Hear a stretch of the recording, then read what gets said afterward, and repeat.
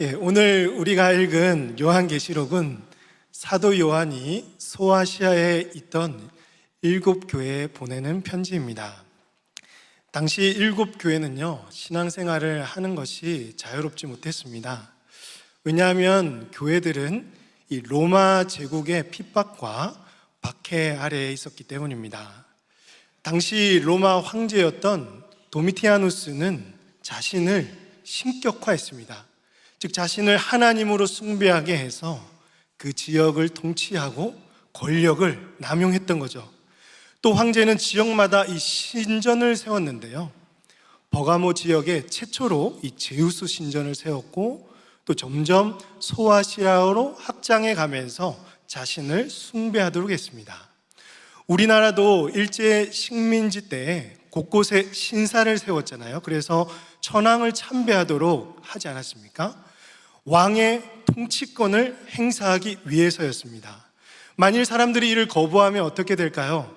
고문을 당하고 경제활동에 제약을 받으면서 심지어 죽임을 당했습니다. 믿음을 지키고 우상숭배를 거부해야 했던 7교회는 더욱 상황이 힘들었을 것입니다. 성도들은 매일같이 이 생명의 위협을 느꼈을 거예요. 황제를 숭배해야 될까? 아니면 내 믿음을 끝까지 지켜야 될까? 이 내적 갈등이 심했을 것입니다. 그래서 사도 요한은 7교회를 향해서 예수 그리스도의 계시를 편지로 적은 것입니다. 주님께서 이 약한 자들을 다 심판하실 것이고, 그럼에도 그 속에서 고통과 환난 중에 믿음을 지키는 자들에게 주님은 은혜를 베푸시고 그들을 다 알고 계신다고. 지금은 고난을 받고 있지만 주님이 이 땅에 다시 오실 그날에는 우리 성도들과 함께 만국을 다스리는 은혜를 베푸실 것이라고 위로하고 소망을 전하는 편지가 바로 요한계시록입니다. 그럼 7교회가 어디에 어떻게 위치해 있는지 잠시 지도를 보겠습니다. 앞에 화면에 지도가 보이시죠? 오른쪽 제일 밑에 보면 예루살렘이 보이시죠? 저기가 바로 이스라엘입니다. 또 익숙한 지역 다메섹, 안디옥도 보이고, 그 위쪽으로 가면 노란 어떤 넓은 땅들이 보이죠? 여기가 소아시아 지역들입니다. 오늘날의 튀르키예, 바로 터키 지역을 가리키죠. 그리고 지도의 중앙에 보시면 섬이 하나 보이는데요, 저기가 바로 밤모 섬입니다. 사도 요한이 복음을 전하다가 로마로부터 유배를 당해서 저기에 갇히게 될 때, 그때 요한계시록을 기록하신 거예요. 밤모섬 맞은편에 어떤 도시가 보입니까? 에베소가 보이고, 시계 방향으로 또 이제 서모나 버가모, 두아디라, 사데, 빌라델비아, 또 라오디게아 순서대로 위치해 있습니다. 이 지역은 보시다시피 아주 그 상업과 교통이 발달되어 있었고요, 정치와 경제, 문화가 활발했습니다. 우리가 아는 에베소 지역은 바울이 3년 동안 사역을 하면서 3년 동안 사역하면서 지냈던 그런 항구 도시였죠. 이곳은 인구도 많았고 유명한 고대 7대 불가사의 아데미 신전도 있었습니다. 서모나는요, 관광지로 유명했는데요, 로마인들이 즐겨 찾던 휴양지였습니다. 그래서 서모나를 아시아의 꽃이다라고 불렀습니다. 그만큼 경제적으로 부유한 도시가 서모나였습니다. 버가모는 신전을 지어서 로마 황제에게 바친 최초의 도시였고요, 로마에서 총독을 파견해서 그 지역을 다스리게 했던 행정도시였습니다. 총독은 당연히 황제의 총애를 받으면서 상당한 권력을 누렸을 것이고, 다양한 종교가 만연했던 곳입니다. 그래서 요한은요, 버가모 교회 지역을 향해서 사탄의 권자가 있는 곳이다 라고 말하고 있습니다. 이에 비해서 오늘 우리가 보는 두아디라는 7교회가 위치한 지역 중에 비중이 작은 곳입니다. 두아디라는 위치상 다른 도시들의 무역을 연결해주는 중개 역할을 했습니다. 특별히 두아디라에는 오늘 특별히 기억해야 될 게 이 길드라는 것인데요, 이 길드는 오늘날로 말하면 협동조합입니다. 즉 업종끼리 서로 유대 관계를 맺어서 함께 성장하는 경제 공동체였습니다. 그러니 경제 혜택을 입어야 하고 일상생활을 서로 같이 하려면 어디에 가입되어야 되죠? 이 길드 안에 가입이 되어야 됐고 길드에 소속이 되어야 됐던 것입니다.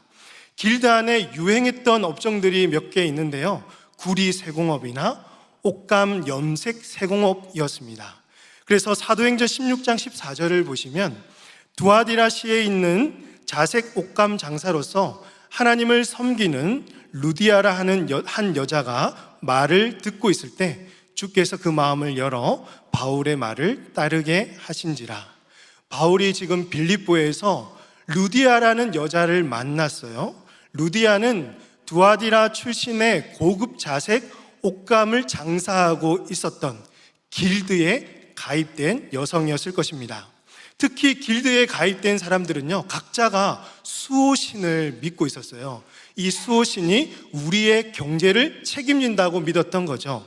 이들의 최고의 신은 제우스의 아들 아폴로였습니다. 사람들은 아폴로가 우리의 사업을 번창하게 해주는 신이다라고 믿었고, 아폴로는 곧 로마 황제로 여겼어요. 그래서 사람들이 이 황제를 숭배하지 않으면 길드 안으로 들어갈 수가 없고, 그렇게 되면 어떻게 되죠? 경제적으로 어려워질 수밖에 없었던 것이죠. 신용을 상실하고 사업이 실패할 수밖에 없었던 것입니다. 성도들도 당연히 이 길드 안으로 들어가야 됐겠죠. 지속적인 황제 숭배 강요가 있었을 것이고 그 속에서 내적 갈등이 심했을 것입니다. 두아디라의 이런 배경을 가지고 오늘 말씀을 살펴보겠습니다. 7교회에 보낸 편지를 보면요, 예수님은 각 교회마다 다르게 자신을 소개하고 있습니다. 두아디라 교회에 나타나신 주님의 모습을 볼까요? 18절입니다. 보시면 두아디라 교회의 사자에게 편지하라. 그 눈이 불꽃 같고 그 발이 빛난 주석과 같은 하나님의 아들이 이르시되. 여기서 예수님의 눈은 불꽃 같다라고 합니다. 여러분, 불꽃 같은 눈은 어떤 눈일까요? 이렇게 째려보면 불꽃 같은 눈일까요? 레이저를 쏘는 눈? 예수님의 눈은요, 모든 것을 꿰뚫어 보신다라는 거죠. 나중에도 말씀드리지만 교회 안에는 자칭 선지자라는 여자 이세벨이 있었고 잘못된 가르침으로 성도들을 유혹했습니다. 하지만 예수님은 불꽃 같은 눈으로 거짓을 분별하셨고 모든 것을 통찰하셨습니다. 또한 예수님은 사람의 뜻과 마음을 살피시는 분이십니다. 23절 보시면 또 내가 사망으로 그의 자녀를 죽이리니 모든 교회가 나는 사람의 뜻과 마음을 살피는 자인 줄 알지라. 내가 너희 각 사람의 행위대로 갚아주리라. 사람은 우리가 외적인 모습만 보고 알지 그 사람이 어떤 마음을 가지고 있는지 표현하지 않으면 잘 알 수 없습니다. 하지만 주님은요, 우리의 마음을 너무나 잘 알고 계시죠. 그의 생각과 동기와 감정과 마음까지도 모두 꿰뚫어 보시는 분이십니다. 지금도 저와 여러분이 무슨 생각을 하시는지 하나님은 우리의 마음을 투시하고 계시는 것이죠.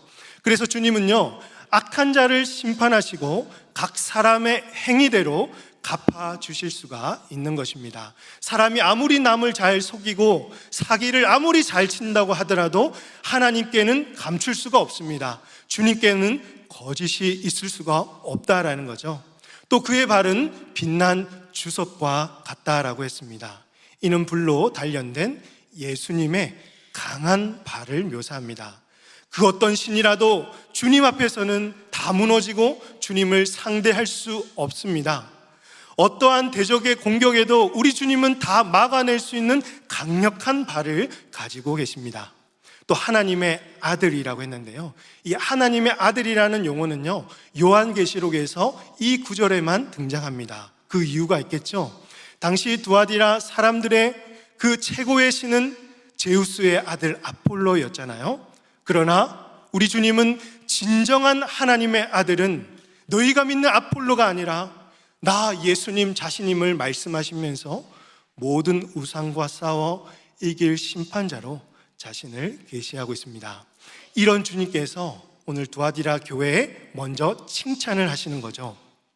주님은 사데나 라오디게아 교회와 같이 칭찬할 것이 없는 교회는 책망만 하시지만, 다른 교회는 책망할 것이 있어요. 있음에도 그들이 벌벌 떨도록 책망부터 하지 않으시고 먼저 칭찬부터 하신다는 거죠. 저는 이 행위를 보면서 주님의 성품이 여기에 담겨 있다라고 생각을 합니다. 현대 사람들은 사실 이 칭찬에 너무 인색한 것 같습니다. 우리가 10가지를 잘하는데 10가지 중에서 9가지를 잘하고 1가지를 못하면 사람들은 9가지를 더 높이 평가하고 그를 더 칭찬해야 되는데 1가지 못한 거에만 꽂혀가지고 그를 판단해 버리는 경우가 있습니다. 한 예로 제 이야기인데요. 한때 이제 제 아내와 오늘 이런 집안일을 하자라고 서로 약속을 하고 저는 출근을 했어요. 그리고 퇴근하고 집에 오니까 약속했던 그 일이 그대로 그렇게 있는 거예요. 그래서 저는 그때 아내가 했던 수많은 일들 중에 정말 오늘 많은 일 한다고 수고했지, 칭찬과 함께 그 일을 이해해주면 얼마나 좋을까요? 속 좁은 저는요, 자꾸 그것만 보이는 거예요. 그러면서 이제 화도 내고 따지기도 하고 그러다 보니까 서로 다툼이 일어나는 것이죠. 여러분, 우리가 다 흠이 있고 부족한 사람들이지만 우리 옆에 있는 배우자나 우리 자녀들, 이웃들과 성도들의 그 존귀한 모습을 좀 알아보시고 귀한 은사들을 칭찬해 줄 수 있는 넉넉한 성도들이 되시기를 바랍니다. 여러분, 칭찬에 너무 인색하지 마십시오. 그런 의미에서 옆에 계신 분들과 한번 인사할까요? 당신 때문에 행복합니다. 그렇죠? 큰 에너지가 드는 것이 아니에요. 그런데도 우리는 참 칭찬에 인색하죠. 상대방을 넉넉히 칭찬해 주시고 정말 사랑의 마음을 담아서 당근도 주시고 채식도 함께 주실 때 듣는 사람도 마음이 열리고 관계도 깊어져서 서로 함께 자라갈 수 있을 줄로 믿으시길 바랍니다. 예수님은 교회를 향해서 어떻게 칭찬하고 있습니까? 19절 말씀입니다. 같이 한번 읽겠습니다. 내가 내 사업과 사랑과 믿음과 섬김과 인내를 아노니 내 나중 행위가 처음 것보다 많도다. 주님의 첫 번째 칭찬은요, 두아디라의 선한 사업을 주님이 알고 계신다는 거죠. 본문에서 내 사업가라고 했는데 원문에서는 동격의 접속사를 사용하고 있습니다. 즉, 교회의 사업은 사랑과 믿음과 섬김과 인내라는 것입니다. 이들의 사업은요, 우리가 봐도 하나같이 다 교회의 본질적인 사역들입니다. 교회가 꼭 해야 될 일들이죠. 두아디라 성도님들 중에 이 하나님과 이웃을 사랑했습니다. 그리고 아낌없이 섬기고 헌신했습니다. 이들은 대적들의 공격에도요, 하나님을 신실하게 믿었고 핍박 중에서도 참고 인내했습니다. 이를 주님께서 불꽃 같은 눈으로 지켜보셨고 이들의 사업을 다 알고 인정해 주셨습니다. 두 번째 칭찬은요, 내 나중 행위가 처음 것보다 많았다라는 거죠. 즉, 두아디라 교회의 그 본질적인 사역들이 점점 더 약해지거나 퇴보하지 않고 점점 더 강하여지고 진보했다는 것입니다. 그들의 믿음은 처음보다 성장했고 시간이 지날수록 하나님과 이웃을 더욱 사랑했습니다. 어떤 교회와 비교되죠? 에베소 교회죠. 2장 4절을 보니까 그러나 너를 책망할 것이 있나니 너의 처음 사랑을 버렸느니라. 주님은 지금 에베소 교회를 향해서 책망하고 있는데 이 교회는 처음에는요, 자칭 사도였던 자들을 물리치고 계속 이 말씀을, 진리를 고수하면서 지켜냈거든요. 그런데 점점 시간이 지나면서 하나님과 이웃을 사랑하지 않고 점점 더 타락해 갔던 것이죠. 그러나 두아디라 교회는 처음 행위보다 나중 행위가 더 많고 좋았다라는 것입니다. 사랑하는 성도 여러분, 오늘 주님께서 하신 이 위로와 칭찬은 우리가 받아야 할 것입니다. 무엇보다 참 위로가 될 것은 우리의 수고를 여러분 누가 알아주실까요? 주님이 알아주십니다. 우리 교회가요, 그동안 본질적인 사역을 위해서 힘써 수고해 왔습니다. 하나님을 사랑하고 주위의 지역을 섬기면서 이웃을 사랑하는 일에 힘을 기울여 왔습니다. 이를 일부러 소문내지는 않았지만 여기저기서 신부산 교회는 좋은 교회, 건강한 교회라는 말을 많이 듣고 있습니다. 어느 분이 택시를 탔는데 신부산 교회 가주세요라고 했더니 택시기사분이 좋은 교회 다니시네요 라고 했다고 합니다. 여러분도 기분 좋죠? 저도 이 말을 듣는데 기분이 좋더라고요. 세상이 여러분 알든지 모르든지 중요한 것은요, 주님이 우리의 모든 수고와 섬김을 알아주신다는 겁니다. 이것이 우리에게 참 위로가 되는 거죠. 혹은 우리 중에 힘들게 생활하시는 분들이 있습니다. 어려운 상황 속에서도 신앙생활 하시는 분들이 있어요. 가족의 핍박을 요즘에도 견뎌가면서 교회에 나오시는 분이 있고요, 경제적인 어려움과 그리고 육체적인 질병 가운데서도 오늘도 휠체어를 타고 이곳에서 예배를 드리시는 분이 있습니다. 사랑하는 성도 여러분, 다른 사람은 몰라 주어도 오늘 우리 주님이 여러분의 형편과 상황을 다 알고 계심을 믿으시길 바랍니다. 이로써 주님께 위로받으시고 주님께 모든 칭찬을 얻으시길 바랍니다. 또 우리가 들어야 될 칭찬은 무엇이냐면 처음 행위보다 나중 행위가 더 많고 좋아야 한다는 거죠. 우리 교회가 지금까지 본질적인 사역들을 신실하게 해왔으면 앞으로도 어떻게 될까요? 더욱 신실하게 해야 하겠죠. 과거에 여러분의 믿음이 좋았다면 현재는 과거보다 더 좋아야 됩니다.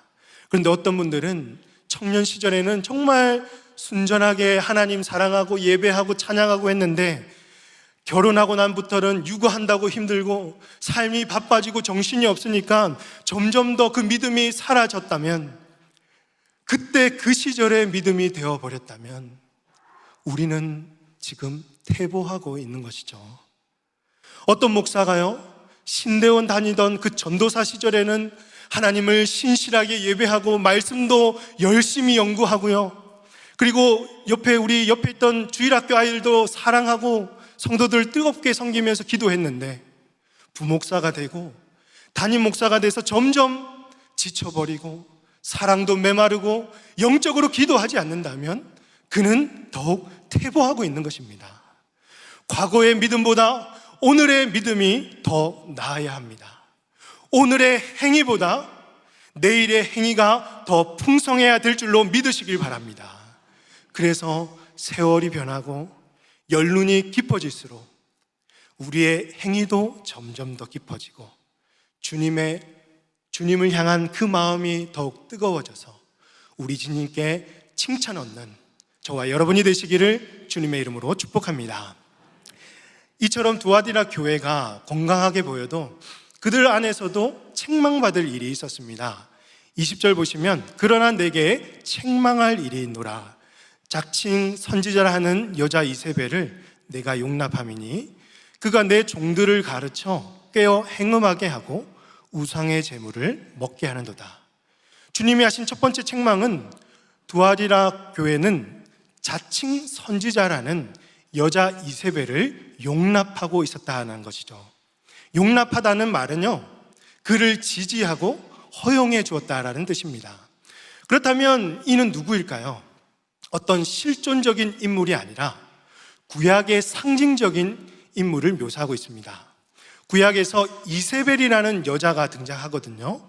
그녀는 시돈 왕의 딸로서 북이스라엘의 왕 아합 왕의 아내가 되었습니다. 아합 왕의 아내가 된 이 이세벨은 자기가 믿던 바알 신은요, 이스라엘로 가져와서 백성들에게 믿게 했습니다. 우상 숭배하게 하였죠. 또 예후가 아합의 아들 요람 왕을 배반하고 그를 죽이려고 할 때 그 전에 요람이 예후를 먼저 찾아왔어요.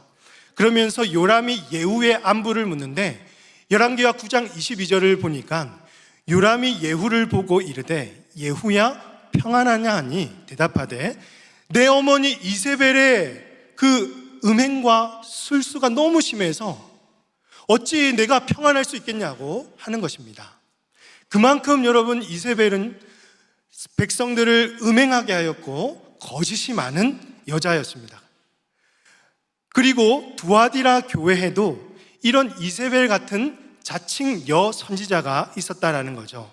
자칭이라고 한다면 하나님의 말씀을 가르치지 않고 자기 생각을 주입시켰겠죠.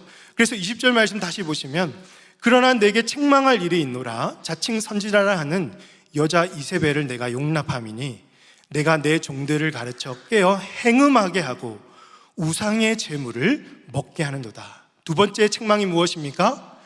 내 종들, 예수님의 종들이 이세벨의 가르침을 따라서 행음했다. 그리고 우상의 제물을 먹었다라는 것입니다. 그러면 이 종들이 먹었던 그 우상의 제물과 했던 행음이 무엇이었을까? 아까 제가 말씀드린 길드와 깊은 관련이 있다라는 것이죠. 사람들은 길드에 가입하고 길드에 소속이 되어야 돈을 벌 수가 있었어요. 돈이 있어야 삶을 살아갈 수 있지 않겠습니까? 길드 회원 자격을 거부하는 것은요, 경제적 자살 행위라고 여겼습니다. 그리고 길드에 가입하면 아까도 수호신을 섬기게 한다고 했죠.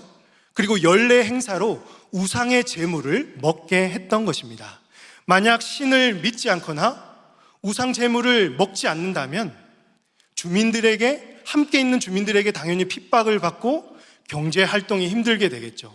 문제는 교회 성도들입니다. 가입을 거부해서 경제 활동을 포기할 수 있는 것도 아니고, 그렇다고 믿음을 지키자고 하니까 주변에서 핍박이 너무 심하고 경제적인 압박이 심해지고, 그 순간에 누가 찾아올까요? 여자 이세벨, 여 선지자가 찾아오는 겁니다. 길드에 가입하는 것은 죄가 아니다. 너도 먹고 살아야 되지 않겠니? 마음에 죄책감 가질 필요 없어. 여러분, 이세벨은요, 신앙을 버리도록 인도하지 않았습니다. 교회에서는 신앙생활 잘해라. 세상에 나가면 적당히 타협해서 성공적인 삶을 산다면 괜찮을 거야. 교인들에게 이렇게 가르친 겁니다. 교회와 세상에서 이중적인 삶을 살게 하였고, 교회에 한 발, 또 세상에 한 발, 이 양다리를 걸치면서 신앙적인 갈등이 전혀 일어나지 않도록 가르쳤던 것이고, 교회 성도들이 홀딱 넘어가게 된 거죠. 여러분, 거짓 선지자나 사탄은 이 얼굴에 나는 사탄입니다라고 너무 이렇게 나타내지 않습니다. 고린도후서 11장 13절과 15절 보시면요, 그런 사람들은 거짓 사도요 속이는 일꾼이니 자기를 그리스도의 사도로 가장하는 자들이라. 14절부터 같이 읽을까요? 시작. 이것은 이상한 일이 아니니라. 사탄도 자기를 광명의 천사로 가장하나니 그러므로 사탄의 일꾼들도 자기를 의의 일꾼으로 가장하는 것이 또한 대단한 일이 아니니라. 그들의 마지막은 그 행위대로 되리라. 오늘 이 말씀처럼 사탄은요, 천사의 얼굴로 나타나서 마치 우리의 삶을 다 해결해 줄 것 같고 모든 문제를 해결할 수 있다고 용처럼 속삭입니다. 어느 정치인이 이렇게 말하는 걸 들었습니다. 돈이 마귀다. 이 마귀는 절대 마귀의 얼굴로 나타나지 않고 천사의 얼굴로 나타나서 천사 짓을 한다는 거죠. 마치 애인이나 친구처럼 와서 과장님, 부장님 그러면서 커피도 한 잔 주고 술도 한번 사드리고 골프도 같이 치고, 그러다 보니까 어느 날 보니 장부에 그 모든 일들이 기록되어 있다라는 것입니다. 후회도 소용이 없죠. 그 일부터 망하는 겁니다. 여러분, 믿지 않는 정치인도 인생을 살다 보니까 이 사실을 깨달은 거죠. 혹시라도 우리 중에서도 내 생각에는 이 정도는 괜찮지 않을까? 저 일을 하면 경제적인 손해를 입을 것 같은데 하면서, 하지만 그 길은요 하나님을 멀리하게 되고 우리의 신앙을 방해하고 버리는 일이라면 여러분은 무엇을 선택하시겠습니까? 누군가가 여러분에게 친절을 베풀고 여러 가지 문제를 해결해주고 갈등을 해소해준다면, 그런데 남들 다 하니까 괜찮다, 남들처럼 여러분 살아야 손해를 안 보지 라고 유혹할 때, 하지만 그 길은 정직하지 못하고 하나님의 말씀을 순종하지 못하게 만든다면 여러분은 무엇을 선택하시겠습니까? 우리의 삶은 이 선택의 기로에 항상 놓여 있고 내적 갈등의 연속입니다. 사탄의 속임수에 넘어간 사람들은 사실 이런 신앙적인 갈등이 전혀 없습니다. 사탄은 광명한 천사의 얼굴로 나타나서 여러분이 할 수 있는 가장 쉬운 선택을 하게 만드는 것이니까요. 사랑하는 성도 여러분, 사탄의 계략에 쉽게 넘어가지 마시길 바랍니다. 세상과 타협했던 한 발을 이제는 주님께 다시 모으시고 믿은 대로 선택해서 비록 그 길이 경제적인 호사를 누리지 못한다 할지라도 끝까지 여러분의 믿음을 지키며 주님의 길을 걸어가는 복된 우리 모든 성도님들 다 되시기를 주님의 이름으로 축복합니다. 주님은 이렇게 이세벨과 그를 따르는 자들에게 무서운 경고를 하십니다. 21절에서 또 내가 그에게 회개할 기회를 주었을 때 자기의 음행을 회개하고자 하지 아니하는도다. 그들의 문제점은요, 주님이 회개할 기회를 충분히 주셨어요. 그럼에도 그 기회를 스스로 걷어차 버렸습니다.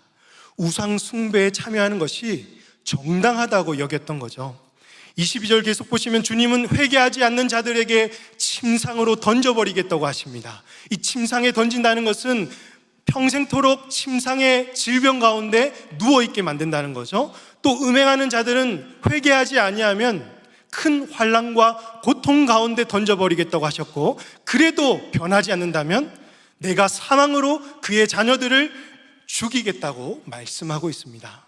주님은 충분한 회개의 기회를 주었음에도 불구하고 회개하지 않는 자들을 점점 더 높은 강도를 주면서 결국 사망으로 이끄시는 것입니다. 23절에서 주님은 사람의 뜻과 마음을 살피시는 분이시기에 악을 행하는 자들을 심판하시고 각 사람의 행위대로 갚아주실 수가 있는 것입니다. 그러므로 회개할 수 있을 때 죄인은 회개해야 됩니다. 회개할 기회가 있다는 게 우리에게는 축복입니다. 주님은 죄인들이 죄를 회개하고 돌아오기를 기다리고 계시고 그의 긍휼을 불붙듯이 흘려보내고 계십니다. 그러나 주님이 기다리는 시간이 영원하지 않다는 거죠. 주님은 때가 되면요, 우상 숭배하는 자들, 음행하는 자들, 영적으로 간음하는 자들을 침상으로 던지시고 큰 환난으로 버리시면서 끝까지 끝내는 사망에 이르게 하시는 것입니다. 그럼에도 두아디라 교회에는 여전히 소망은 있었습니다. 그 중에도 이세벨의 교훈을 따르지 않는 남은 자들이 있었기 때문인데요. 24절 말씀 같이 읽습니다. 시작. 두아디라에 남아있어 그 교훈을 받지 아니하고 소위 사탄의 깊은 것을 알지 못하는 너희에게 말하노니 다른 짐으로 너희에게 지울 것은 없노라. 아멘. 남은 자들은 이세벨이 가르쳤던 그 우상 숭배와 음행을 참여하지 않았습니다.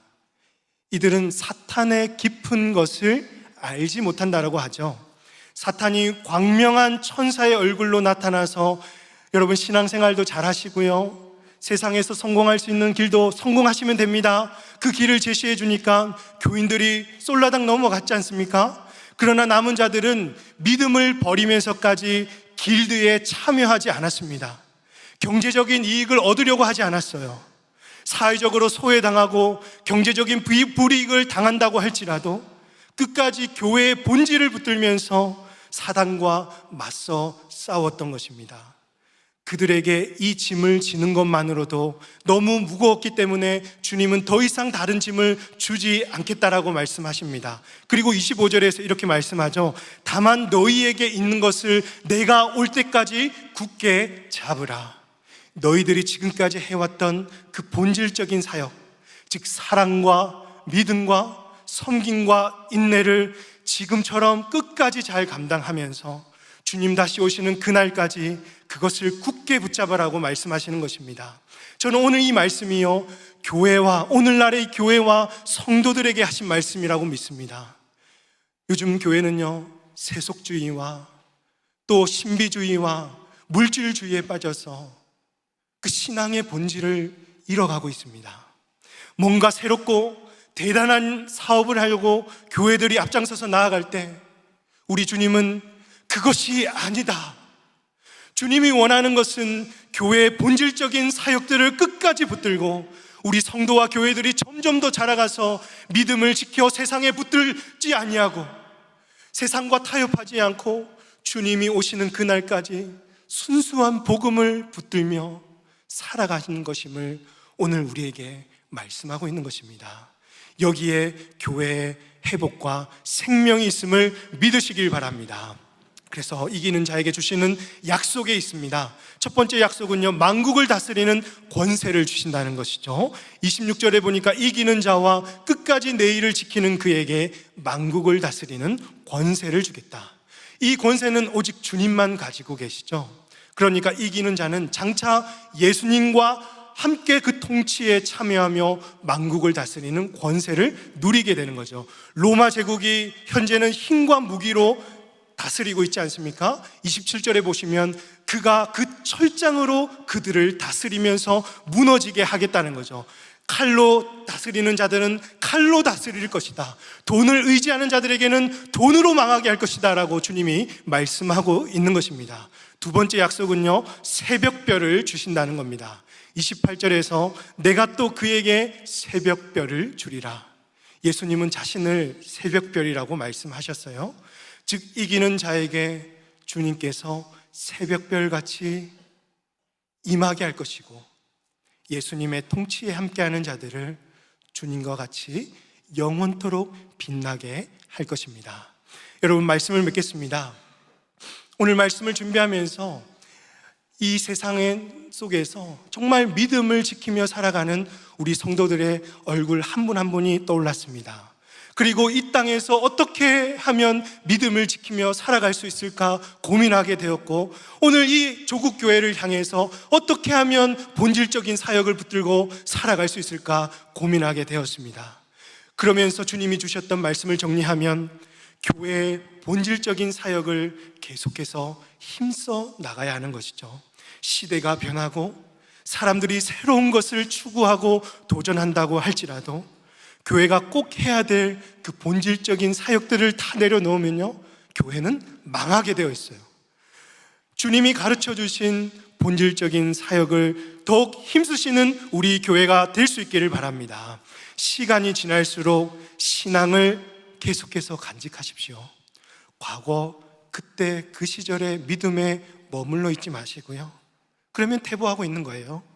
처음보다 나중 행위가 더 좋고 더 성장하고 더 영광스럽게 변화될 수 있기를 바랍니다. 세 번째로, 광명한 천사로 가장한 사탄의 깊은 속임수에 넘어가지 마십시오. 사탄은 언제나 우리를 세상과 타협하게 만들고 가장 쉬운 길을 선택하게 합니다. 그 길을 계속 제시하고 있어요. 이를 분별하지 못하면 결국 넘어가는 거죠. 여러분, 성령의 능력으로 분별하시고 예수님의 이름으로 싸워 승리하시길 바랍니다. 마지막으로 믿음을 지키는 자에게 주시는 영원한 소망을 바라보십시오. 이 땅을 사는 동안 믿음을 지키기 위해서 때로는 우리가 포기해야 될 것이 있습니다. 때로는 희생해야 될 것이 있어요. 버려야 될 것도 있고요. 그러면서 힘든 순간도 분명히 우리에게 찾아오겠지만, 그렇다고 해서 우리가 타협해서 얻는 유한한 기쁨보다 믿음을 지키며 그에게 예비된 영원한 기쁨, 영원한 소망이 그와 비교할 수 없을 만큼 더욱 영광스럽고 크다는 것을 기억하시기 바랍니다. 이 소망 붙들고 현재의 고난을 잘 이겨내시고 이기는 자에 주시는 새벽별의 영광을 누리시기를 주님의 이름으로 축복합니다. 이 시간 우리 주신 말씀을 생각하면서 찬양하겠습니다. 여러분의 믿음을 주님께 고백하십시오. 우리의 믿음이 더욱 강하여져 달라고, 이 세상에서 예수의 능력으로 승리하면서 영광스럽게 주님 앞에 나아가게 해달라고 이 마음을 담아서 주님 앞에 찬양하도록 하겠습니다. 내게 허락하신 시련을 통해 나의 믿음 더욱 강하게 자라나고 험한 산과 골짜기 지난 동안 주께 더 가까이 나를 이끄시네. 내가 겪는 시험이 어렵고 힘겨워도 내 주님보다 크지 않네. 내 앞에 바다가 갈라지지 않으면 주가 나로 바다 위 걷게 하리. 나는 믿네, 나는 믿네. 주의 능력으로 내 삶 새롭게 되리. 나는 믿네.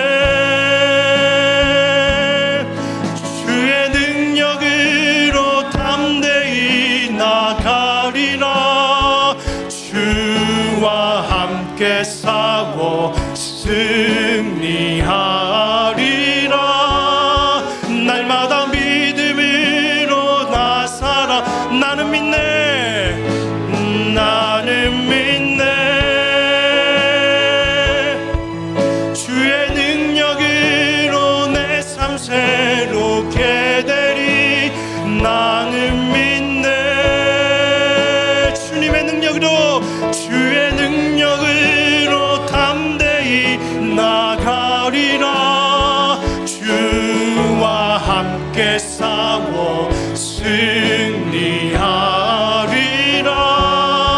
날마다 믿음으로 나 살아. 나의 믿음 주님께 있습니다. 나의 믿음